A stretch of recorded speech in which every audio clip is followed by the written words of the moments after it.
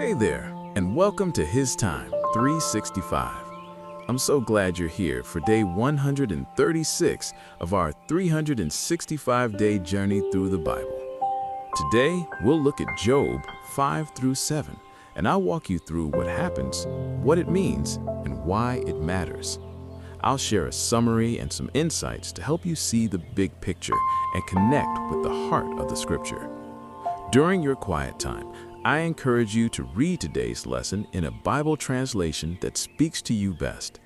Now grab a quiet moment, take a deep breath, and let's spend a few minutes giving God His time. The struggles of Job, finding hope amidst suffering. Imagine facing unimaginable loss and pain, and then being told that your suffering is all your fault. This is the reality for Job, a man who once had everything, but now grapples with deep despair. Today, we dive into Job chapters 5 through 7, where we explore the conversations between Job and his friends and the profound lessons we can glean from them.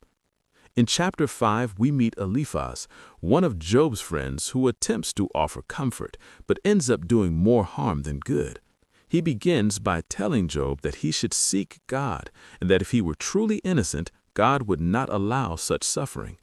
Eliphaz feels he has wisdom to share, suggesting that affliction does not come from the dust, but rather as a result of sin.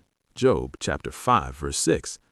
He implies that Job's situation is a consequence of his own actions, an idea that many of us might encounter when we face our own troubles.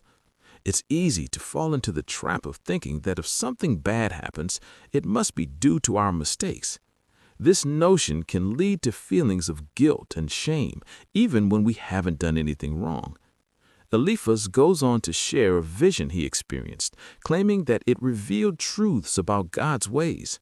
He encourages Job to accept God's discipline, believing that it is meant to refine him. Job chapter 5, verse 17.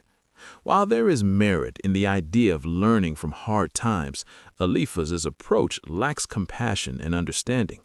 It's a reminder for us today that when someone is suffering, we must approach them with empathy rather than judgment.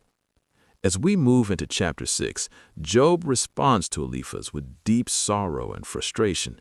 He feels overwhelmed by his circumstances and expresses a longing for relief. Job wishes he could communicate his pain more clearly, stating that his words are like the churning of a horse. Job chapter 6, verse 26. He feels that no one truly understands the depth of his suffering, and he begs for someone to listen. This resonates with many of us, especially when we're grappling with our own problems at work, home, or in our mental health. Sometimes we just need someone who will sit with us in our pain without trying to fix it right away. Job laments the loss of his joy and challenges the idea that he must have sinned to deserve his troubles. He asks his friends if he is so broken that they cannot see his heart's true state. This is a powerful moment that reminds us not to jump to conclusions about other struggles. In our digital lives, we often see highlights of people's lives on social media, leading us to think they have it all together, when in reality, they may be facing battles we know nothing about. In chapter 7, Job continues to reflect on his situation. He wrestles with the concept of life itself, questioning why he was born if it was only to suffer. He expresses feelings of despair, saying that he wishes God would just let him be, highlighting the tension between faith and anguish. Job's honesty about his feelings is striking. He doesn't hold back in expressing his doubts or frustrations. This is an important lesson for us. Being open about our struggles with God and with others can be a crucial step towards healing. Job articulates a deep yearning for understanding, asking if God is watching him closely, almost as if he's under a microscope. Job chapter 7, verse 17. This resonates with many of us who feel the pressure of expectations at work or the constant scrutiny of our choices. Sometimes we might feel that everyone is watching our every move, and this can amplify feelings of anxiety and stress.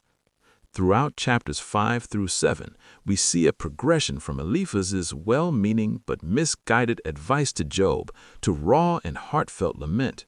In our own lives, we may encounter similar dynamics when we try to support others or when we're the ones needing support.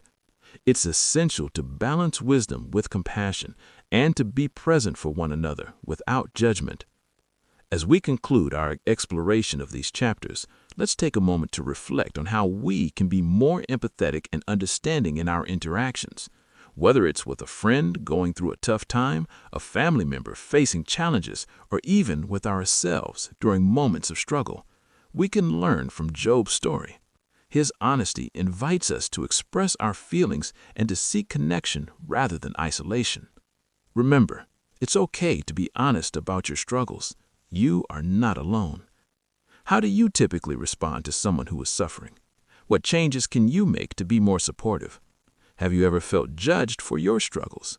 How can we create a more understanding environment in our families and communities? Thanks so much for joining me today for HisTime365. Remember, today's reading is Job chapters 5 through 7, so be sure to spend some time with those verses during your quiet time. Tomorrow, we'll be diving into Job chapters 8 through 10, so feel free to read ahead if you like to prepare. If you enjoyed this time together, don't forget to like, subscribe, and tap the bell so that you never miss a day on this journey. I'll see you right back here tomorrow for day 137. Until then, stay encouraged, and thank you for giving God His time.